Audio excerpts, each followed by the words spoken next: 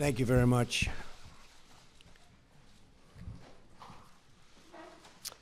I just wanted to begin by mentioning that the nominee for Secretary of the Department of Labor will be Mr. Alex Acosta.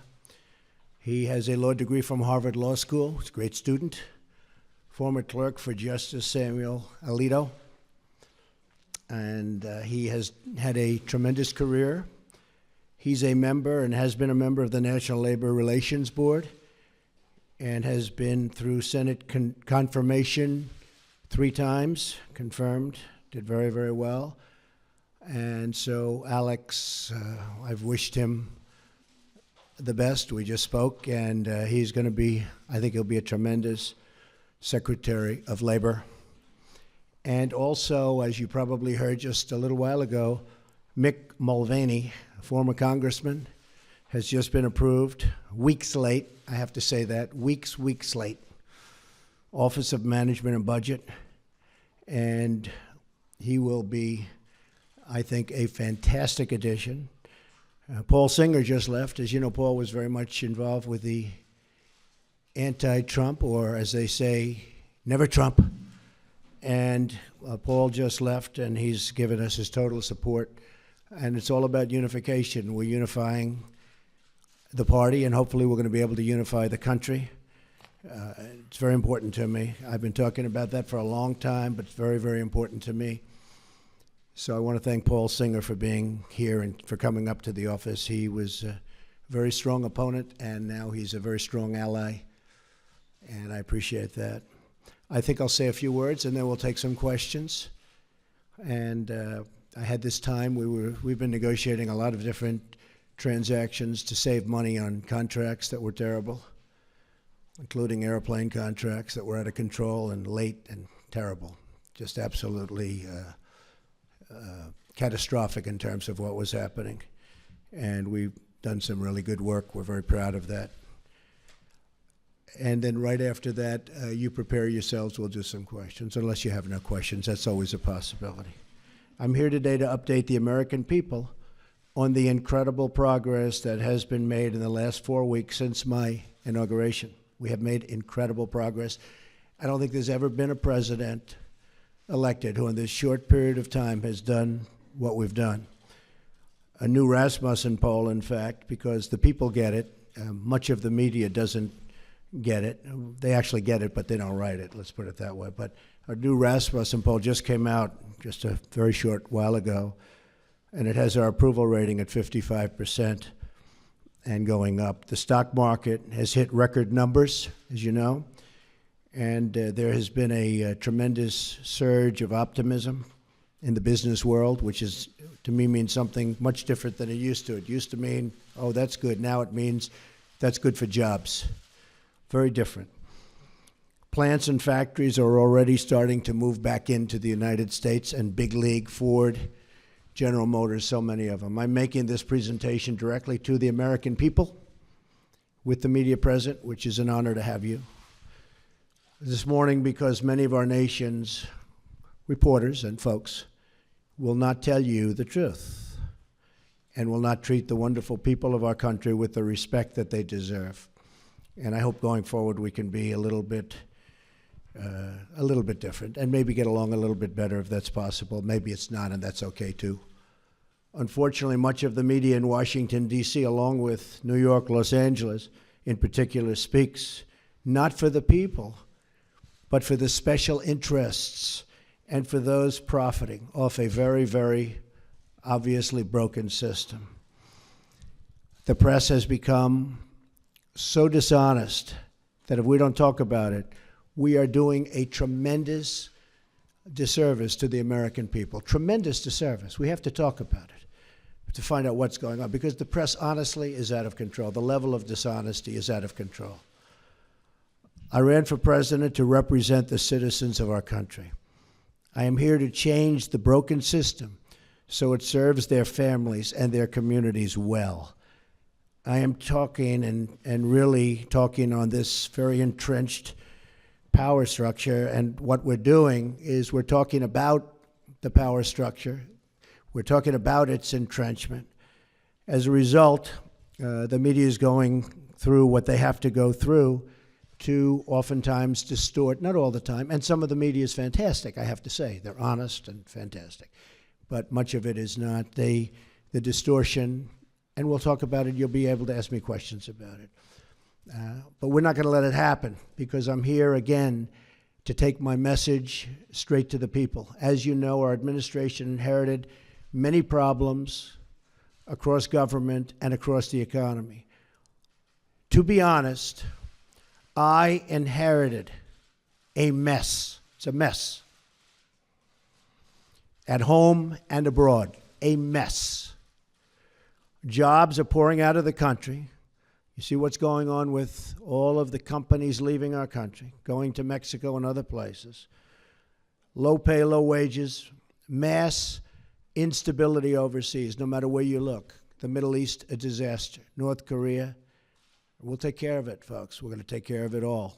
I just want to let you know, I inherited a mess. Beginning on day one, our administration went to work to tackle these challenges. On foreign affairs, we've already begun enormously productive talks with many foreign leaders, much of it you've covered, to move forward towards stability, security, and peace in the most troubled regions of the world, of which there are many. We have had great conversations with the United Kingdom and meetings, Israel, Mexico, Japan, China, and Canada. Really, really productive conversations. I would say far more productive than you would understand. We've even developed a new council with Canada to promote women's business leaders and entrepreneurs. Very important to me, very important to my daughter Ivanka. I have directed our defense community, headed by our great general, now Secretary Mattis. He's over there now working very hard to submit a plan for the defeat of ISIS, a group that celebrates the murder and torture of innocent people in large sections of the world. It used to be a small group. Now it's in large sections of the world. They've spread like cancer. ISIS has spread like cancer. Another mess I inherited. And we have imposed new sanctions on the nation of Iran, who's totally taken advantage of our previous administration. And they're the world's top sponsor of terrorism. And we're not going to stop until that problem is properly solved. And it's not properly solved now. It's one of the worst agreements I've ever seen drawn by anybody. I've ordered plans to begin for the massive rebuilding of the United States military. I've had great support from the Senate. I've had great support from Congress generally. We've pursued this rebuilding in the hopes that we will never have to use this military. And I will tell you, that is I would be so happy if we never had to use it. But our country will never have had a military like the military we're about to build and rebuild. We have the greatest people on earth in our military, but they don't have the right equipment, and their equipment is old. I used it. I talked about it at every stop. Depleted. It's depleted. It won't be depleted for long. And I think one of the reasons I'm standing here instead of other people is that, frankly, I talked about we have to have a strong military. We have to have strong law enforcement also. So we do not go abroad in the search of war. We really are searching for peace, but it's peace through strength. At home, we have begun the monumental task of returning the government back to the people on a scale not seen in many, many years. In each of these actions, I'm keeping my promises to the American people. These are campaign promises. Some people are so surprised that we're having strong borders. Well, that's what I've been talking about for a year and a half, strong borders. They're so surprised. Oh, he having strong borders. Well, that's what I've been talking about to the press and to everybody else. One promise after another, after years of politicians lying to you to get elected. They lied to the American people in order to get elected. Some of the things I'm doing probably aren't popular, but they're necessary for security and for other reasons. And then coming to Washington and pursuing their own interests, which is more important to many politicians. I'm here following through on what I pledged to do. That's all I'm doing. I put it out before the American people, got 306 electoral college votes. I wasn't supposed to get 222. They said there's no way to get 222. 230 is impossible. 270, which you need, that was laughable. We got 306 because people came out and voted like they've never seen before. So that's the way it goes. I guess it was the biggest electoral college win since Ronald Reagan. In other words, the media is trying to attack our administration because they know we are following through on pledges that we made, and they're not happy about it for whatever reason. But a lot of people are happy about it. In fact, I'll be in Melbourne, Florida at 5 o'clock on Saturday, and I just heard that the crowds are massive that want to be there. I turn on the TV, open the newspapers, and I see stories of chaos. Chaos. Yet it is the exact opposite. This administration is running like a fine-tuned machine, despite the fact that I can't get my cabinet approved. And they're outstanding people, like Senator Dan Coates, who's there, one of the most respected men in the Senate. He can't get approved. How do you not approve him? He's been a colleague, highly respected, brilliant guy, great guy. Everybody knows it. We're waiting for approval. So we have a wonderful group of people that's working very hard, that's being very much misrepresented about, and we can't let that happen. So if the Democrats all you have to do is look at where they are right now. The only thing they can do is delay, because they've screwed things up royally, believe me. Let me list to you some of the things that we've done in just a short period of time. I just got here. I got here with no cabinet. Again, each of these actions is a promise I made to the American people. So we'll go over just some of them, and we have a lot happening next week and in the weeks coming. We've withdrawn from the job-killing disaster known as Trans-Pacific Partnership. We're going to make trade deals, but we're going to have one-on-one deals, bilateral. We're going to have one-on-one deals. We've directed the elimination of regulations that undermine manufacturing and called for expedited approval of the permits needed for America and American infrastructure. And that means plant, equipment, roads, bridges, factories. People take 10, 15, 20 years to get disapproved for a factory. They go in for a permit. It's many, many years. And then at the end of the process, they spend tens of millions of dollars on nonsense. And at the end of the process, they get rejected. Now, they may be rejected with me, but it's going to be a quick rejection. Not going to take years.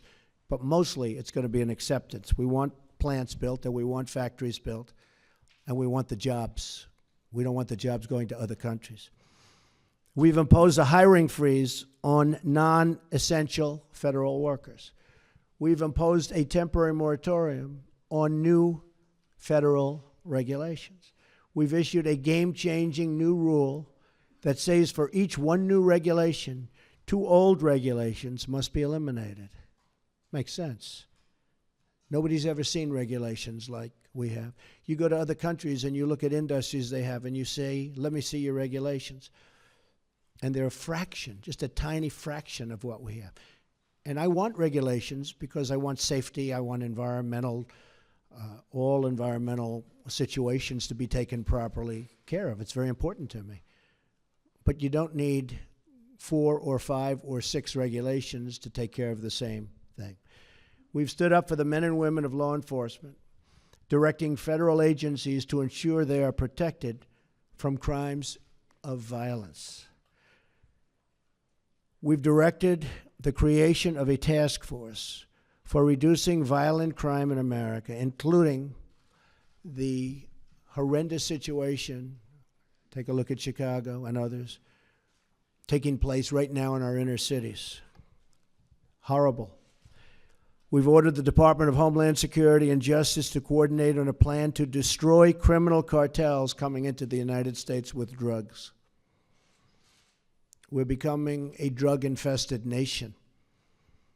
Drugs are becoming cheaper than candy bars, and we're not going to let it happen any longer.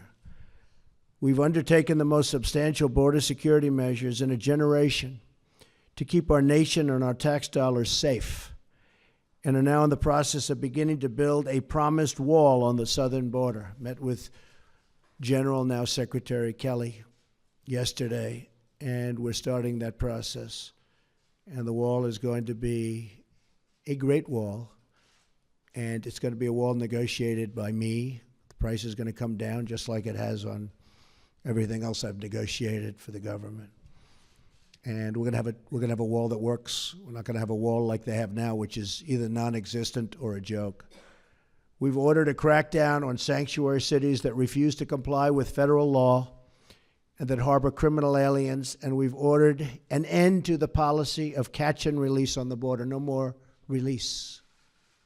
No matter who you are, release. We've begun a nationwide effort to remove criminal aliens, gang members, drug dealers, and others who pose a threat to public safety. We are saving American lives every single day. Court system has not made it easy for us. And are even creating a new office in Homeland Security dedicated to the forgotten American victims of illegal immigrant violence, of which there are many. We've taken decisive action to keep radical Islamic terrorists out of our country.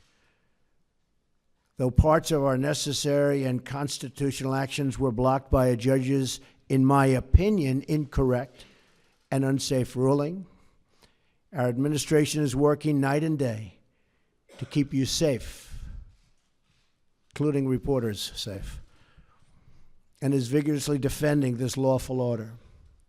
I will not back down from defending our country. I got elected on defense of our country, and I keep my campaign promises.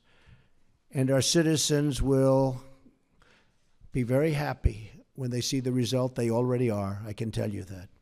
Extreme vetting will be put in place, and it already is in place in many places. In fact, we had to go quicker than we thought because of the bad decision we received from a circuit that has been overturned at a record number.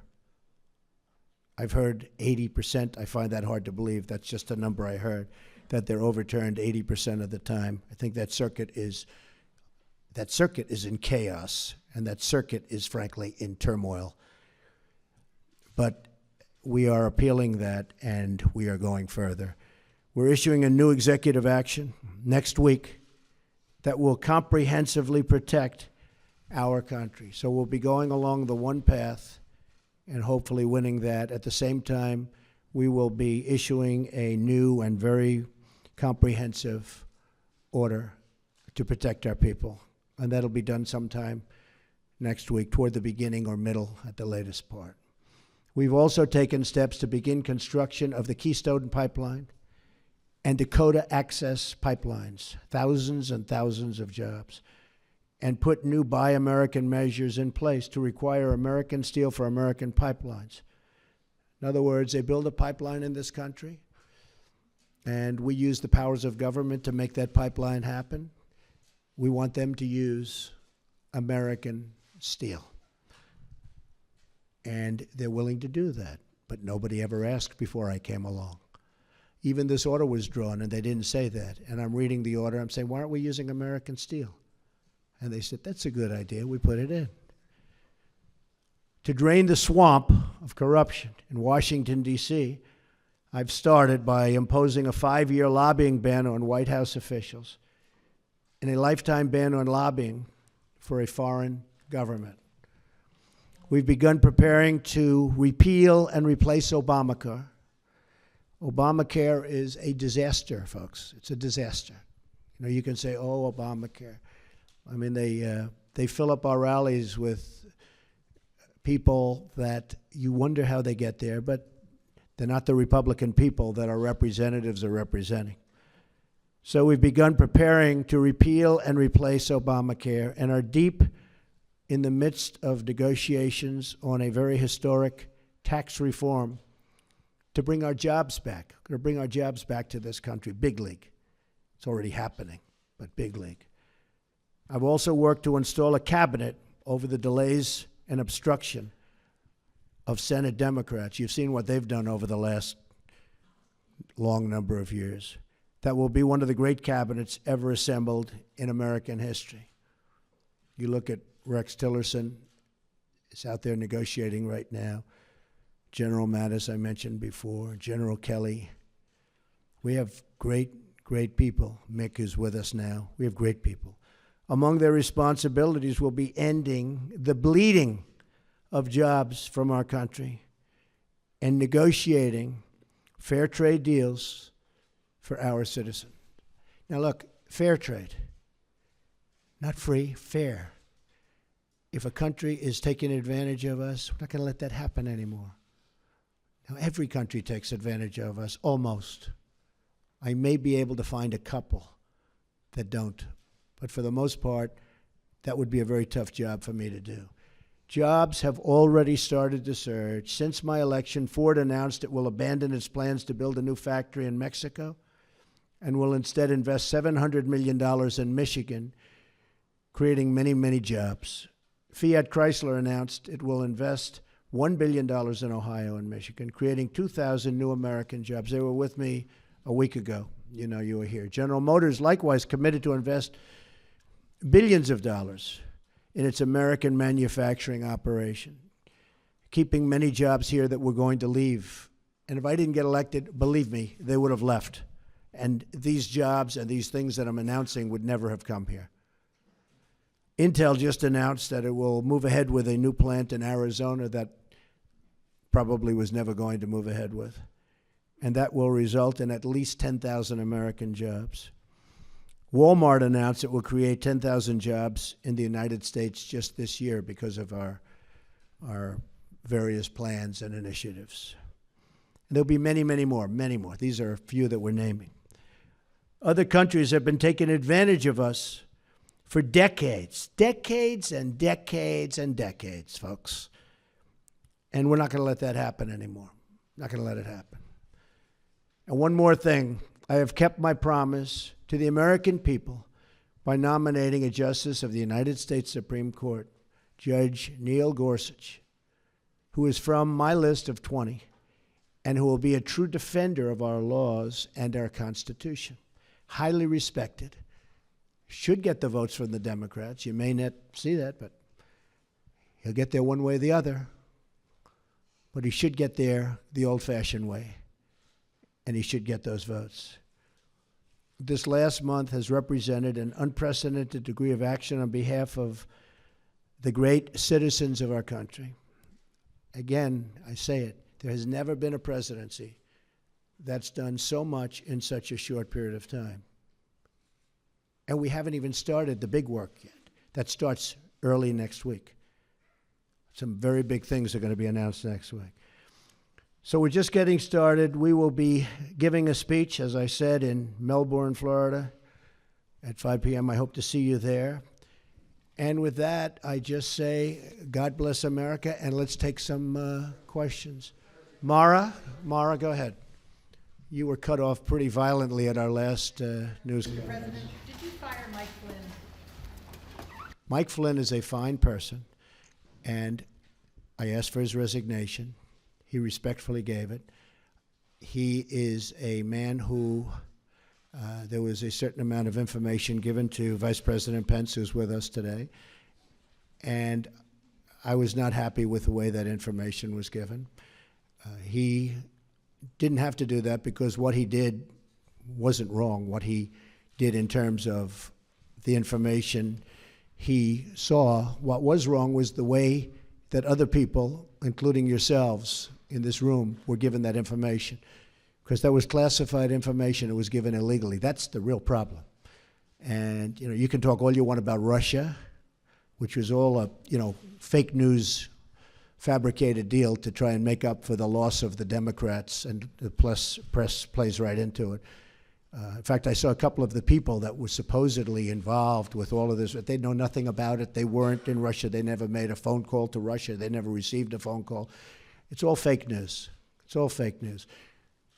The nice thing is I see it starting to turn, where people are now looking at the illegal, Mara, and I think it's very important, the illegal giving out classified information. It was, and let me just tell you, it was given out like so much. I'll give you an example. I called, as you know, Mexico. It was a very, very confidential, classified call, but I called Mexico. And in calling Mexico, I figured, oh, well, that's nice. I spoke to the president of Mexico, had a good call. All of a sudden, it's out for the world to see. It's supposed to be secret. It's supposed to be either confidential or classified in that case. Same thing with Australia. All of a sudden, people are finding out exactly what took place. The same thing happened with respect to General Flynn. Everybody saw this. And I'm saying, the first thing I thought of when I heard about it is, how does the press get this information that's classified? How do they do it? You know why? Because it's an illegal process, and the press should be ashamed of themselves. But more importantly, the people that gave out the information to the press should be ashamed of themselves. Really ashamed. Yes, go ahead. Because when I looked at the information, I said, I don't think he did anything wrong. If anything, he did something right. He was coming into office. He looked at the information. He said, that's fine. That's what they're supposed to do. They're supposed to be, and he didn't just call Russia. He called and spoke to both ways. I think there were 30-some-odd countries. He's doing the job. You know, he was just doing his job. The thing is, he didn't tell our vice president properly, and then he said he didn't remember. So either way, it wasn't very satisfactory to me. And I have somebody that I think will be outstanding for the position. And that also helps, I think, in the making of my decision. But he didn't tell the Vice President of the United States the facts, and then he didn't remember. And that just wasn't acceptable to me. President Trump, since you brought up Russia, I'm looking for some clarification here. During your campaign, did anyone from your team communicate with members of the Russian government or Russian intelligence? And if so, what were the nature of those conversations? Yeah. Well, the failing New York Times wrote a big, long front-page story yesterday. And it was very much discredited, as you know. It's a joke. And the people mentioned the story. I noticed they were on television today saying they never even spoke to Russia. They weren't even a part, really. I mean, they were such a minor part. I hadn't spoken to them. I think the one person, I don't think I've ever spoken to him. I don't think I've ever met him. And he actually said he was a very low-level member of, I think, a committee for a short period of time. I don't think I ever met him. Now, it's possible that I walked into a room and he was sitting there, but I don't think I ever met him. I didn't talk to him ever, and he thought it was a joke. The other person said he never spoke to Russia, never received a call, look at his phone records, et cetera, et cetera. And the other person, people knew that he represented various countries, but I don't think he represented Russia, but knew that he represented various countries. That's what he does. I mean, people know that. That's Mr. Manafort, who's, by the way, a respected man. He's a respected man. But I think he represented the Ukraine government or somebody. But people knew that. Everybody knew that. So these people, and he said that he has absolutely nothing to do and never has with Russia. And he said that very forcefully. I saw his statement. He said it very forcefully. Most of the papers don't print it because that's not good for their stories. So the three people that they talked about all totally deny it. And I can tell you, speaking for myself, I own nothing in Russia. I have no loans in Russia. I don't have any deals in Russia. President Putin called me up very nicely to congratulate me on the win of the election. He then called me up extremely nicely to congratulate me on the inauguration, which was terrific. But so did many other leaders, almost all other leaders from almost all other countries. So that's the extent. Russia is fake news. This is fake news put out by the media. The real news is the fact that people probably from the Obama administration, because they're there, because we have our new people going in place right now. As you know, Mike Pompeo is now taking control of the CIA. James Comey at FBI. Dan Coates is waiting to be approved. I mean, he is a senator and a highly respected one, and he's still waiting to be approved. But our new people are going in. And just while you're at it, because you mentioned this, Wall Street Journal did a story today that was almost as disgraceful as the failing New York Times' story yesterday. And it talked about, you saw it front page. So, Director of National Intelligence just put out, acting, a statement. Any suggestion that the United States intelligence community, this was just given to us, is withholding information and not providing the best possible intelligence to the president and his national security team is not true. So they took this front page story out of the Wall Street Journal, top, and they just wrote the story that it's not true. And I'll tell you something, I'll be honest, because I sort of enjoy this back and forth, and I guess I have all my life, but I've never seen more dishonest media than, frankly, the political media. I thought the financial media was much better, much more honest. But I will say that I never get phone calls from the media. How do they write a story like that in the Wall Street Journal without asking me? Or how do they write a story in the New York Times, put it on front page? That was like the story they wrote about the women and me. Front page, big, massive story. And it was nasty. And then they called, they said, we never said that. We like Mr. Trump. They called up my office. We like Mr. Trump. We never said that. And it was they totally misrepresented those very wonderful women, I have to tell you. Totally misrepresented. I said, give us a retraction. They never gave us a retraction. And frankly, I then went on to other things. Okay. Go ahead. Excuse me. You said, I am, just want to get untangled. Very simply, you said today that you had the biggest electoral margin since Ronald Reagan with 304, 306 electoral votes. In fact, President Obama got 365 in 2008. Well, I'm talking about Republican. The President Obama 332, Yeah. and George H.W. Bush 426 when he won as president. So why should Americans trust you? Well, no, I was given that representing information. I was just given. We had a very, very big margin. I guess my question is, why should Americans trust you when you accuse the information they receive of being fake when you're providing information that's Well, not? I don't know. I was given that information. Mr. President, Actually, I've seen that information around. President Trump. But it was a very substantial victory. Do you agree with that? You're the president. Okay, thank you. Mr. President. Mr. President, thank you so much. Good afternoon to you, sir. Can you tell us, in determining that Lieutenant General Flynn there was no wrongdoing in your mind, what evidence was weighed? Did you ask for transcripts of these telephone intercepts with Russian officials, particularly the Ambassador Sergei Kislyak, who he was communicating with? What evidence did you weigh to determine that there was no wrongdoing? Further to that, sir, you've said on a couple of occasions this morning you are going to aggressively pursue the source of these leaks. We are. Can we ask what you're going to do? And also, we've heard about a review of the intelligence community headed up by Stephen Feinberg. Well, first of all, about that, we now have Dan Coates, hopefully soon, Mike Pompeo, and James Comey, and they're in position. So I hope that we'll be able to straighten that out without using anybody else.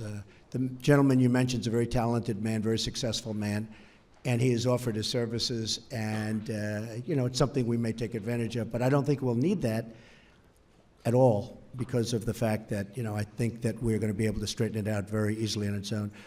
As far as the general's concerned, when I first heard about it, I said, that doesn't sound wrong. My counsel came, Don McGahn, White House counsel, and he told me, and I asked him, and he can speak very well for himself. He said he doesn't think anything is wrong. He really didn't think, it was really what happened after that, but he didn't think anything was done wrong. I didn't either, because I waited a period of time and I started to think about it. I said, well, I don't see, to me he was doing the job. The information was provided by, who I don't know, Sally Yates, and I was a little surprised because I said, doesn't sound like he did anything wrong there, but he did something wrong with respect to the vice president, and I thought that was not acceptable. As far as the actual making the call, in fact, I've watched various programs and I've read various articles where he was just doing his job. That was very normal. You know, first everybody got excited because they thought he did something wrong. After they thought about it, it turned out he was just doing his job. So, and I do, and by the way, with all of that being said, I do think he's a fine man. Yes, John? On the leaks, sir, what will you do? Go ahead, finish off, then I'll get you. I'm sorry, what will you do on the leaks? You have said twice. Yes, we're looking at him very, very, very serious. I've gone to all of the folks in charge of the various agencies, and I've actually called the Justice Department to look into the leaks. Those are criminal leaks. They're put out by people either in agencies.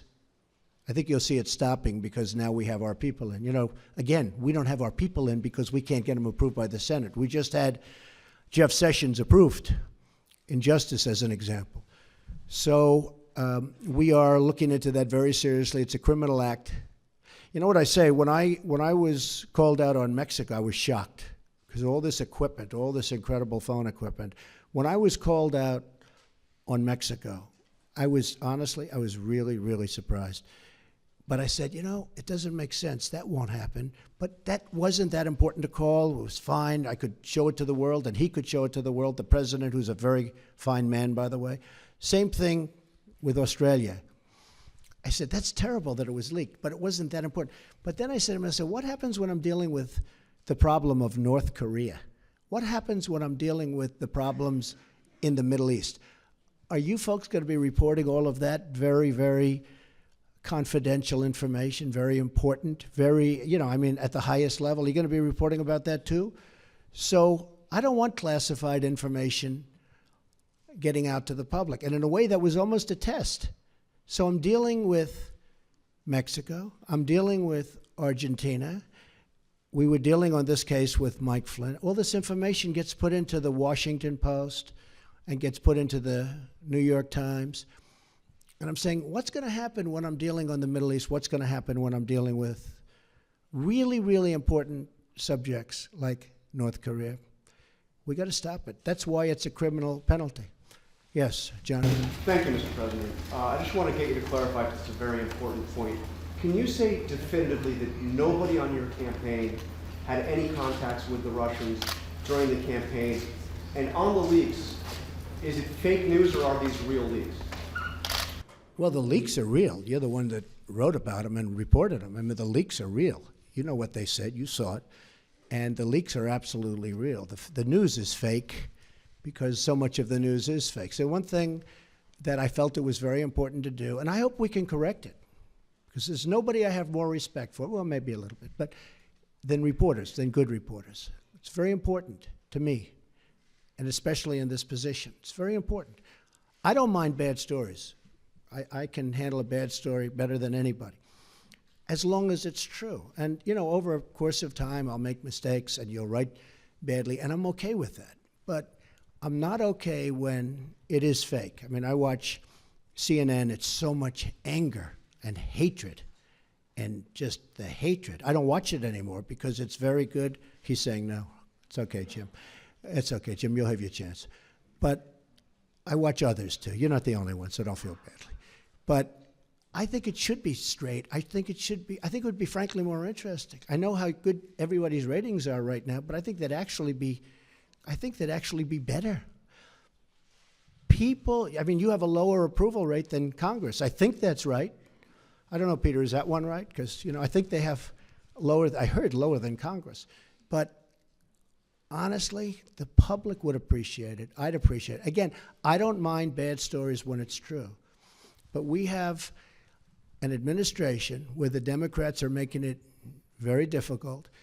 I think we're setting a record or close to a record in the time of approval of a cabinet. I mean, the numbers are crazy. When I'm looking, some of them had approved immediately. I'm going forever. And I still have a lot of people that we're waiting for. And that's all they're doing is delaying.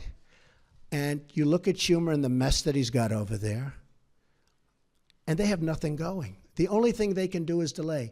And, you know, I think they'd be better served by, approving and making sure that they're happy and everybody's good. And sometimes, I know President Obama lost 3 or 4, and you lose them on the way, and that's okay. That's fine. But I think they would be much better served, John, if they just went through the process quickly. This is pure delay tactics. And they say it, and everybody understands it. Yeah, go ahead, Jim.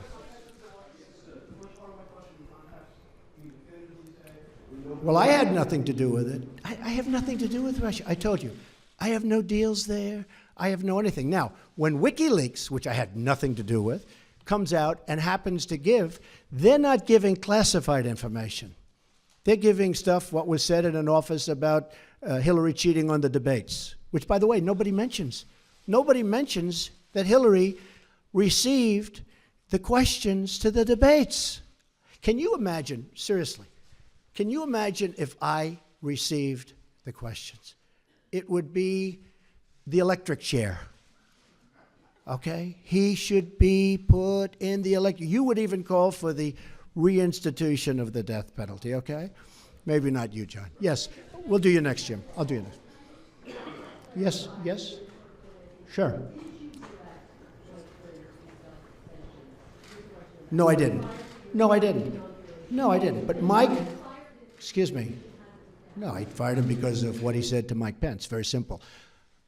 Mike was doing his job. He was calling countries and his counterparts.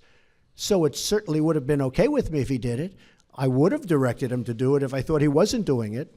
I didn't direct him, but I would have directed him because that's his job. And it came out that way. And in all fairness, I watched Dr. Charles Krauthammer the other night say he was doing his job. And I agreed with him. And since then, I've watched many other people say that. No, I didn't direct him, but I would have directed him if he didn't do it. Okay? Jim? Mr. President, thank you very much. And just for the record, we don't hate you. I don't hate you. Okay. So I just want to pass that along. But Ask Jeff Zucker how he got his job, okay? if I may follow up on some of the questions that have taken place so far here, sir. Well, not too many. We do have other people. You do have other people, and your ratings aren't as good as some of the other people that are waiting. Pretty good right now, actually. Okay. Go ahead, Jim.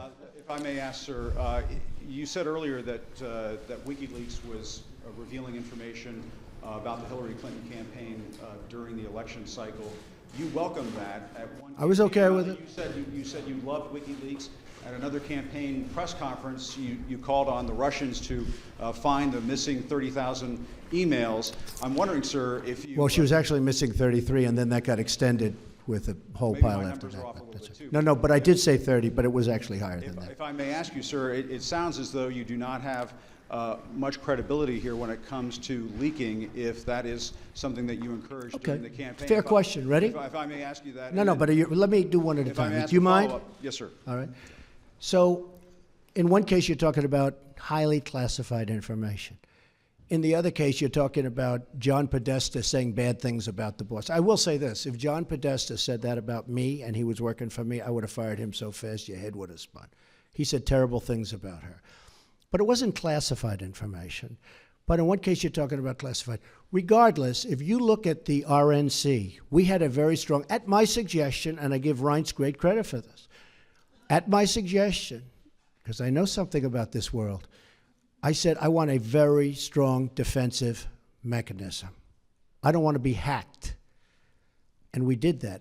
And you have seen that they tried to hack us and they failed.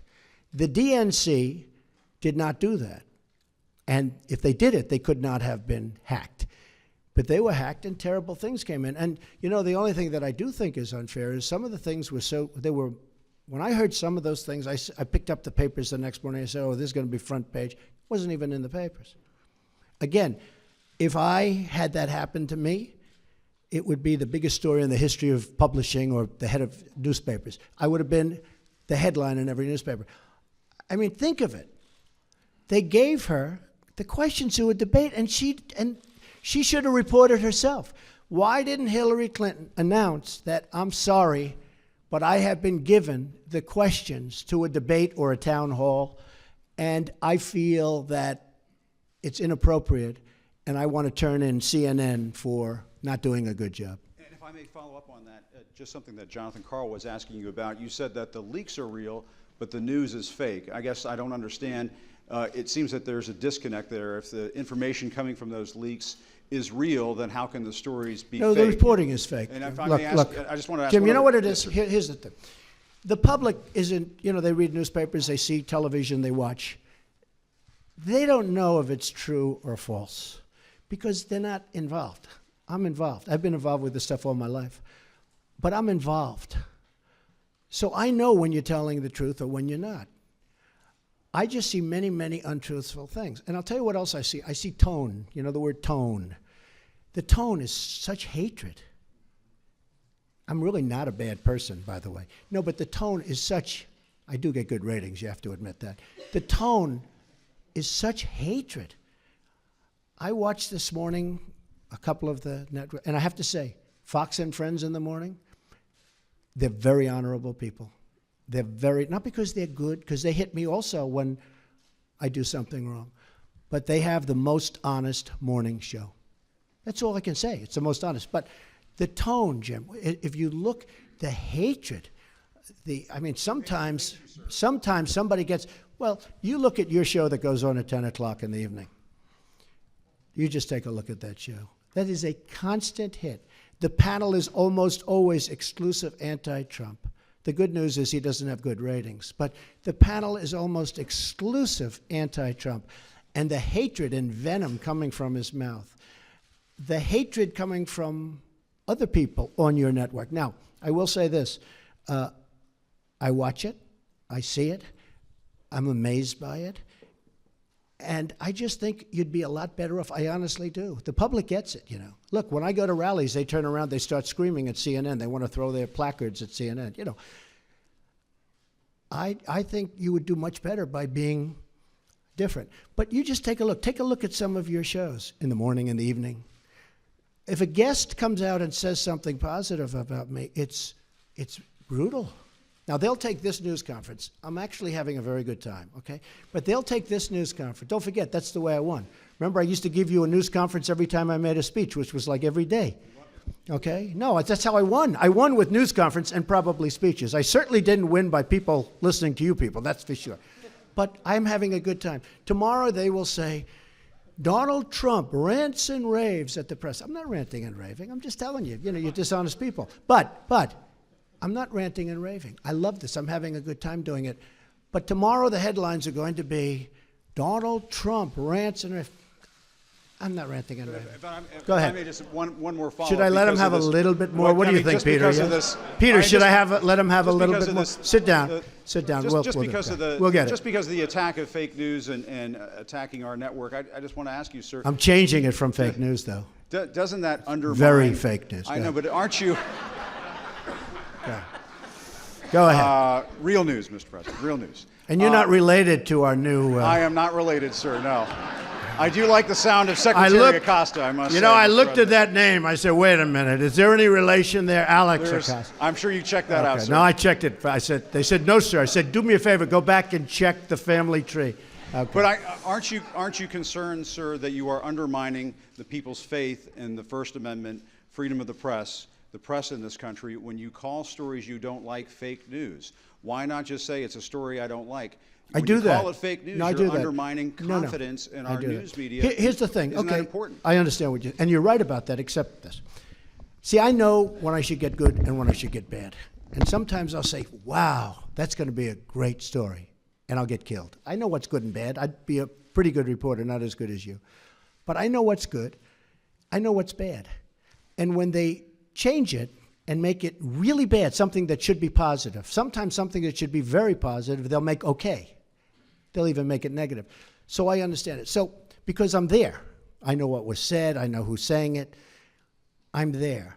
So it's very important to me. Look, I want to see an honest press. When I started off today by saying that it's so important to the public to get an honest press. The public doesn't believe you people anymore. Now, maybe I had something to do with that. I don't know. But they don't believe you. If you were straight and really told it like it is, as Howard Cosell used to say, right? Of course, he had some questions also. But if you were straight, I would be your biggest booster. I would be your biggest fan in the world, including bad stories about me. But if you go, as an example, your CNN, I mean, it's story after story after story is bad. I won. And the other thing, chaos. There's zero chaos. We are running, this is a fine-tuned machine. And Reince happens to be doing a good job, but half of his job is putting out lies by the press. You know, I said to him yesterday, this whole Russia scam that you guys are building so that you don't talk about the real subject, which is illegal leaks.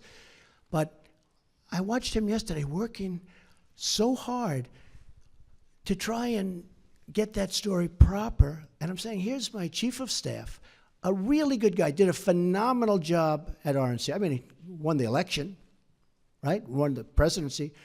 We got some senators. We got some all over the country. You take a look. He's done a great job. And I said to myself, and I said to somebody that was in there, I said, you take a look at Reince.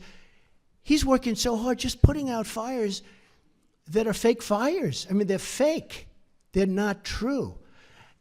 And isn't that a shame? Because he'd rather be working on health care. He'd rather be working on tax reform, Jim. I mean that. I would be your biggest fan in the world if you treated me right. Now, I sort of understand there's a certain bias, maybe by Jeff or somebody, for whatever reason. And I understand that. But you've got to be at least a little bit fair. And that's why the public sees it. They see it. They see it's not fair.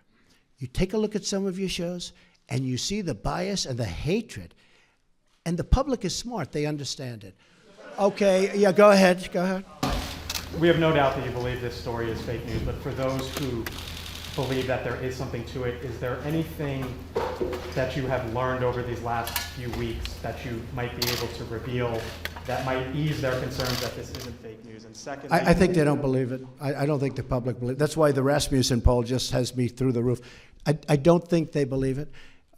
Well, I guess one of the reasons I'm here today is to tell you the whole Russian thing, that's a ruse. That's a ruse. And by the way, it would be great if we could get along with Russia, just so you understand that. Now, tomorrow you'll say, Donald Trump wants to get along with Russia. This is terrible.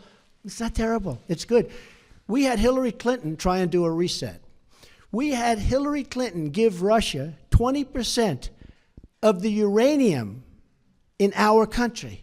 You know what uranium is, right? It's a thing called nuclear weapons and other things, like lots of things are done with uranium, including some bad things. Nobody talks about that. I didn't do anything for Russia. I've done nothing for Russia. Hillary Clinton gave them 20% of our uranium. Hillary Clinton did a reset. Remember with the stupid plastic button that made us all look like a bunch of jerks? Here, take a look. He looked at her like, what the hell is she doing with that cheap plastic button? Hillary Clinton, that was a reset. Remember it said reset? Now, if I do that, I'm a bad guy. If we could get along with Russia, that's a positive thing. We have a very talented man, Rex Tillerson, who's going to be meeting with them shortly. And I told him, I said, I know politically it's probably not good for me. Hey, the greatest thing I could do is shoot that ship that's 30 miles offshore right out of the water. Everyone in this country is going to say, oh, it's so great. That's not great.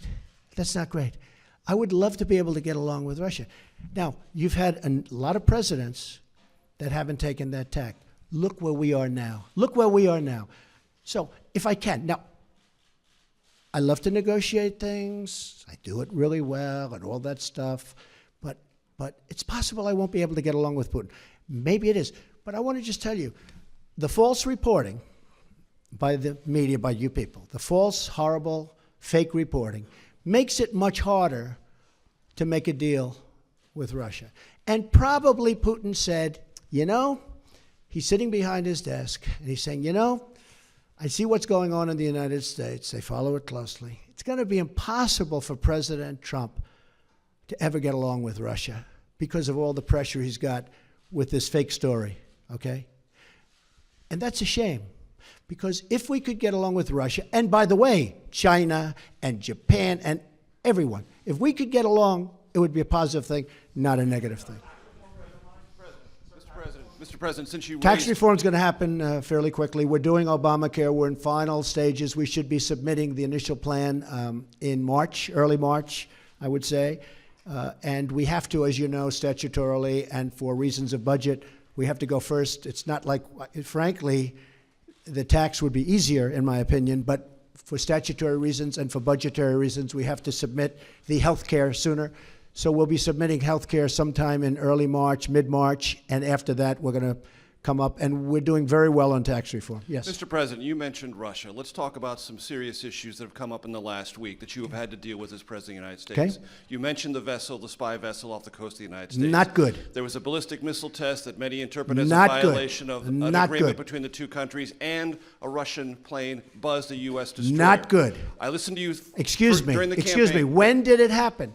It happened when, if you were Putin right now, you would say, hey, we're back to the old games with the United States. There's no way Trump can ever do a deal with us because the public, you have to understand, if I was just brutal on Russia right now, just brutal, people would say, you would say, oh, isn't that wonderful? But I know you well enough. Then you would say, oh, he was too tough. He shouldn't have done that. Look, I'm just all trying to of the find out things, your wait a minute, orientation to wait, those. excuse me just I'm one just trying to second. find out what you're All gonna of do about those it, Mr. things that you President. mentioned are very recent because probably Putin assumes that he's not going to be able to make a deal with me because it's politically not popular for me to make a deal. So Hillary Clinton tries a reset. It failed. They all tried. But I'm different than those people. Go ahead. How are you interpreting those moves, and what do you intend to do about them? Have Just you the way given I said Rex it. Tillerson any advice or counsel I on have. how to deal? I have, and I'm so beautifully represented. I'm so honored that the Senate approved him. He's going to be fantastic. Yes, I think that I've Is already... Putin testing you, do you believe, sir? No, I don't think so. I think Putin probably assumes that he can't make a deal with me anymore because politically it would be unpopular for a politician to make a deal. I can't believe I'm saying I'm a politician, but I guess that's what I am now. Because, look, it would be much easier for me to be tough on Russia, but then we're not going to make a deal. Now, I don't know that we're going to make a deal. I don't know. We might not. But it would be much easier for me to be so tough. The tougher I am on Russia, the better. But you know what? I want to do the right thing for the American people. And to be honest, secondarily, I want to do the right thing for the world. If Russia and the United States actually got together and got along, and don't forget, we're a very powerful nuclear country, and so are they. There's no upside. We're a very powerful nuclear country, and so are they. I've been briefed, and I can tell you one thing about a briefing that we're allowed to say because anybody that ever read the most basic book can say it. Nuclear holocaust would be like no other. They're a very powerful nuclear country, and so are we. If we have a good relationship with Russia, believe me, that's a good thing, not a bad So thing. when you say they're not good, do you mean that Who they did are I say under... is not good? No, when I read off the three things that have recently happened. No, Each it's one of them not you said good, they're but they not happen- good. But do they damage the relationship? They Do all happened undermine recently. No, I'm this going to country's see what ability happens. to work with Russia? They all happened recently, and I understand what they're doing because they're doing the same thing. Now, again, maybe I'm not going to be able to do a deal with Russia, but at least I will have tried.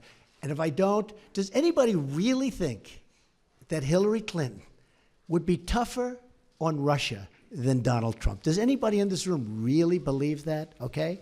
But I tell you one thing, she tried to make a deal. She had the reset. She gave all that valuable uranium away. She did other things. You know, they say I'm close to Russia. Hillary Clinton gave away 20% of the uranium in the United States. She's close to Russia. Can we You know what I gave to Russia? You know what I gave? Nothing. Can we conclude there'll be no response to these particular provocations? Yeah, I'm not going to tell you anything about what response I do. I don't talk about military response. I don't say I'm going into Mosul in 4 months. We are going to attack Mosul in 4 months. Then 3 months later, we are going to attack Mosul in 1 month. Next week, we are going to attack Mosul. In the meantime, Mosul is very, very difficult. You know why? Because I don't talk about military, and I don't talk about certain other things. You're going to be surprised to hear that. And by the way, my whole campaign, I'd say that. Right. So I don't have to tell you. There I will don't be a want to be one of response. these guys that say, yes, here's what we're going to do. I don't have to do that. There I will don't be a have to res- tell in other you what words, I'm there going will to be a do in North response, Korea. Mr. Wait a President. minute. I don't have to tell you what I'm going to do in North Korea.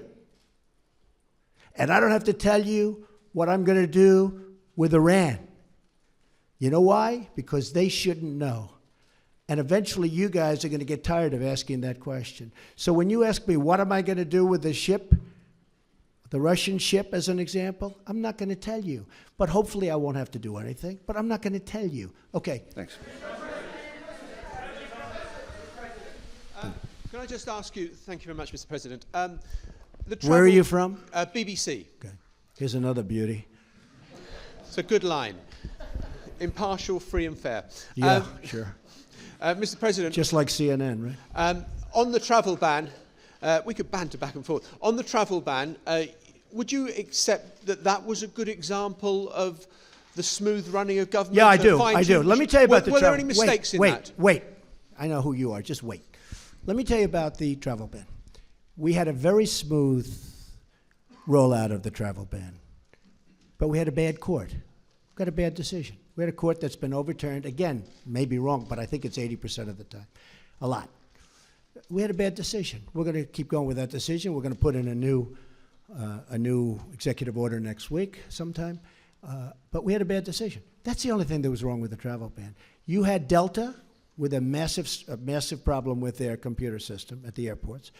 You had some people that were put out there, brought by very nice buses, and they were put out at various locations. Despite that, the only problem that we had is we had a bad court. We had a court that gave us what I consider to be, with great respect, a very bad decision. Very bad for the safety and security of our country. The rollout was perfect. Now, what I wanted to do was do the exact same executive order, but said one thing, and I said this to my people: give them a 1-month period of time. But General Kelly, now Secretary Kelly, said, if you do that, all these people will come in the month, the bad ones. You do agree there are bad people out there, right? They're not everybody that's like you. You have some bad people out there. So Kelly said, you can't do that. And he was right. As soon as he said it, I said, wow, never thought of it. I said, how about 1 week? He said, no good. You got to do it immediately, because if you do it immediately, they don't have time to come in. Now, nobody ever reports that. But that's why we did it quickly. Now, if I would have done it a month, everything would have been perfect. The problem is we would have wasted a lot of time and maybe a lot of lives, because a lot of bad people would have come into our country. Now, in the meantime, we're vetting very, very strongly. Very, very strongly. But we need help, and we need help by getting that executive order passed. Just a brief follow-up, but if it's so urgent, why not introduce... Yes, go ahead. I was hoping that we could get a yes or no answer on one of these questions involving Russia. Can you say whether you are aware that anyone who advised your campaign had contacts with Russia during the course of the election? Well, I told you, General Flynn obviously was dealing, so that's one person, but he was dealing as he should have been. During the election? No, nobody that I know of. So you're not aware of any contacts during the course of the election? How many times do I have to answer this question? Can you just say Russia yes or no is on a it? ruse. Yeah, I know you have to get up and ask a question, so important. Russia is a ruse. I have nothing to do with Russia. Haven't made a phone call to Russia in years. Don't speak to people from Russia. Not that I wouldn't. I just have nobody to speak to. I spoke to Putin twice. He called me on the election. I told you this. And he called me on the inauguration a few days ago. We had a very good talk, especially the second one. Lasted for a pretty long period of time. I'm sure you probably get it because it was classified, so I'm sure everybody in this room perhaps has it. But we had a very, very good talk. I have nothing to do with Russia. To the best of my knowledge, no person that I deal with does. Now, Manafort has totally denied it. He denied it. Now, people knew that he was a consultant over in that part of the world for a while, but not for Russia. I think he represented Ukraine or people having to do with Ukraine or people that, whoever. But people knew that. Everybody knew that. But in his capacity as your campaign manager, was he in touch with Russian officials during the election? You know what? He said no. I can only tell you what he... Now, he was replaced long before the election. You know that, right? He was replaced long before the election. When all of this stuff started coming out, it came out during the election. But Paul Manafort, who's a good man also, by the way, Paul Manafort was replaced long before the election took place. He was only there for a short period of time. Okay. How much longer should we stay here, folks? 5 more minutes. Is that okay? 5? Wait, let's see. I want to find a friendly reporter. Used to say it was John. Are you a friendly reporter? Watch how friendly he is. Wait. Watch how friendly he is. Go ahead. I've been good to the entire campaign, Mr. President. So, first of all, my name is Jake Turks from Army Magazine, and despite what some of my colleagues may have been reporting, I haven't seen anybody in my community accuse either yourself or anyone on your staff of being anti-Semitic. We understand that you have Jewish grandchildren. You are their Zaidi. However, What we are concerned about, and what we haven't really heard being addressed, is an uptick in anti-Semitism and how the government is planning to take care of it. There's been a report out that 48 bomb threats have been made against Jewish centers all across the country in the last couple of weeks. There are people who are committing anti-Semitic acts or threatening to. You see, he said he was going to ask a very simple, easy question. And it's not. It's not. Not a simple question, not a fair question. Okay, sit down. I understand the rest of your question. So here's the story, folks. Number one, I am the least anti-Semitic person that you've ever seen in your entire life. Number two, racism, the least racist person. In fact, we did very well relative to other people running as a Republican. Quiet, quiet, quiet. See, he lied about, he was going to get up and ask a very straight, simple question. So, it's welcome to the world of the media. But let me just tell you something, that I hate the charge. I find it repulsive. I hate even the question, because people that know me, and you heard the Prime Minister, you heard Netanyahu yesterday. Did you hear him? Bibi.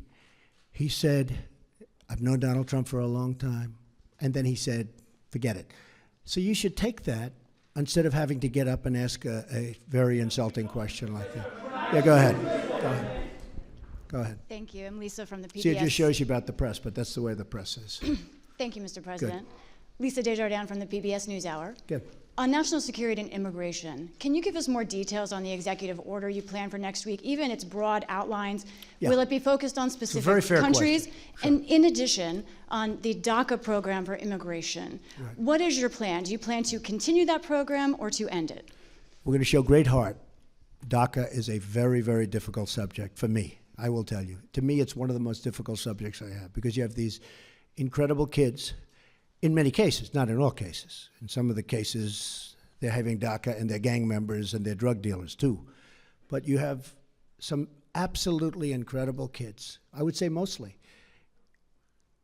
They were brought here in such a way, it's a very, very tough subject. We are going to deal with DACA with heart. I have to deal with a lot of politicians, don't forget. And I have to convince them that what I'm saying is right.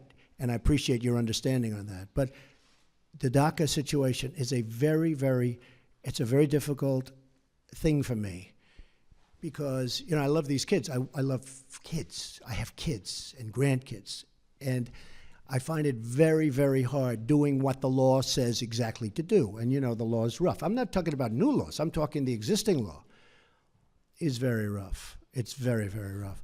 As far as the new order is going to be very much tailored to what I consider to be a very bad decision, but we can tailor the order to that decision and get just about everything, in some ways more, but we're tailoring it now to the decision. We have some of the best lawyers in the country working on it, and the new executive order is being tailored to the decision we got down from the court. Okay? Mr. President, Mr. President, Mr. President, Mr. President, Mr. President, Mr. President. Lady Melania Trump announced the reopening of the White House Visitor's Office. Yes. And she does a lot of great work for the country as well. Can you talk a little bit about what First Lady Melania Trump does for the country? And there's a unique level of interest in your administration. So by opening the White House Visitor's Office, what does that mean to you and the rest of the Now that's what I call a nice question. That is very nice. Who are you with? Good, I'm going to start watching, all right? Thank you very much. Melania is terrific. She was here last night. We had dinner with Senator Rubio and his wife, who is, by the way, lovely. And we had a really good discussion about Cuba, because we have very similar views on Cuba. And Cuba was very good to me in the Florida election, as you know, the Cuban people, Americans. And I think that Melania is going to be outstanding. That's right. She just opened up the visitor center, in other words, touring of the White House. She, like others that she's working with, feel very, very strongly about women's issues, women's difficulties, very, very strongly. And she's a very, very strong advocate. I think she's a great representative for this country. And a funny thing happens, because she gets so unfairly maligned. The things they say, I've known her for a long time. She was a very successful person. She was a very successful model. She did really well. She would go home at night and didn't even want to go out with people. She was a very private person. She was always the highest quality that you'll ever find. And the things they say, and I've known her for a long time, the things they say are so unfair. And actually, she's been apologized to, as you know, by various media, because they said things that were lies. I just tell you this, I think she's going to be a fantastic First Lady. She's going to be a tremendous representative of women and of the people. And helping her and working her will be Ivanka, who is a fabulous person and a fabulous, fabulous woman. And they're not doing this for money. They're not doing this for pay. They're doing this because they feel it, both of them. And Melania goes back and forth. And after Barron finishes school, because it's hard to take a child out of school with a few months left, she and Barron will be moving over to the White House. Okay? Thank you. It's a very nice question. Go ahead. Yes. Hi. Oh, this is going to be a bad question, but that's okay. No, it's not going to be a bad Good, question. because I enjoy watching you on television. Go ahead. Well, thank you so much. Mr. President, I need to find out from you, you said something as it relates to inner cities.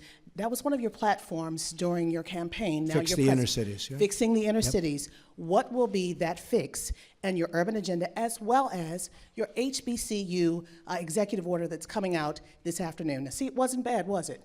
That was very professional and very good. Yeah, very we'll be professional, announcing yes. the order in a little while, and I'd rather let the order speak for itself, but it'll be something I think that will be very good for everybody concerned. But we'll talk to you about that after we do the announcement.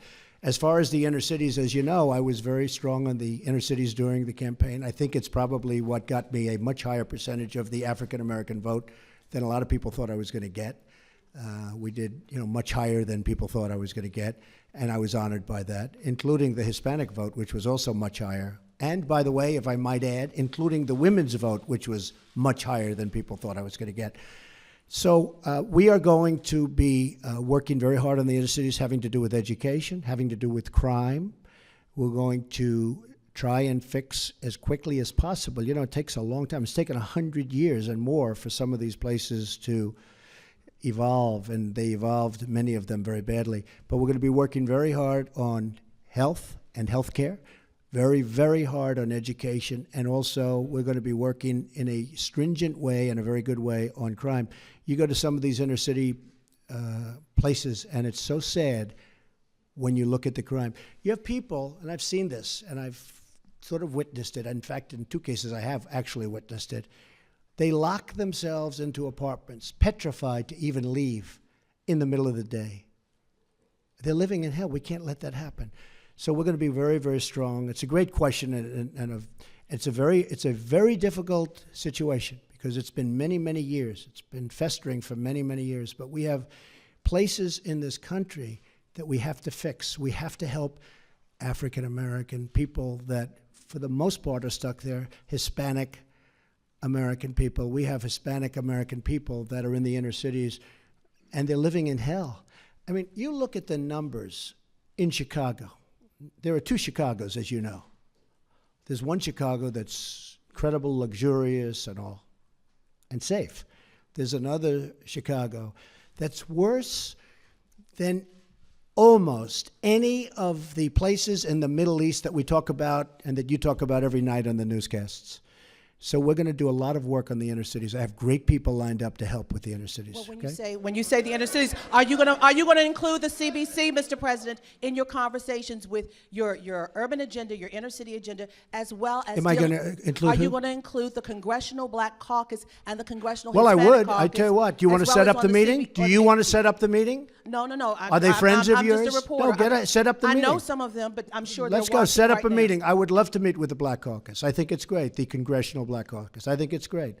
I actually thought I had a meeting with Congressman Cummings, and he was all excited. And then he said, "Oh, I can't move. It might be bad for me politically. I can't have that meeting." I was all set to have the meeting. We called him, and he was all set. I spoke to him on the phone. Very nice guy. I hear he wanted that meeting with you as well. He wanted it, but we called. They can't make a meeting with him. Every day I walk in, I said, I would like to meet with him because I do want to solve the problem. But he probably was told by Schumer or somebody like that, some other lightweight, he was probably told, don't meet with Trump. It's bad politics, and that's part of the problem in this country. Okay, one more. Go ahead. No, one question. Two we can't handle. This room can't handle two. Go ahead. Give me the better of your two. I'll follow up on my colleague's question about anti-Semitism. It's not about your personality or your beliefs. We're talking about a rise in anti-Semitism around the country, some of it by supporters in your name. What can you And some of it, and can I be honest with you? And this has to do with racism and horrible things that are put up. Some of it written by our opponents. You do know that. Do you understand that? You don't think anybody would do a thing like that. Some of the signs you'll see are not put up by the people that love or like Donald Trump. They're put up by the other side. And you think it's like playing it straight? No. But you have some of those signs, and some of that anger is caused by the other side. They'll do signs and they'll do drawings that are inappropriate. It won't be my people. It will be the people on the other side to anger people like you. Okay. Let's ask one more, Mr. President, one more question, sir. You're the president now. What are you going to do about it? Who is that? Where is that?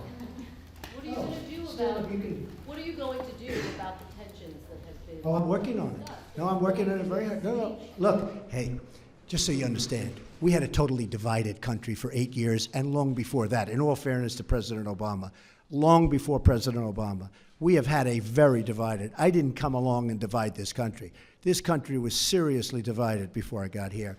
We're going to work on it very hard. One of the questions that was asked, I thought was a very good question, was about the inner cities. I mean, that's part of it.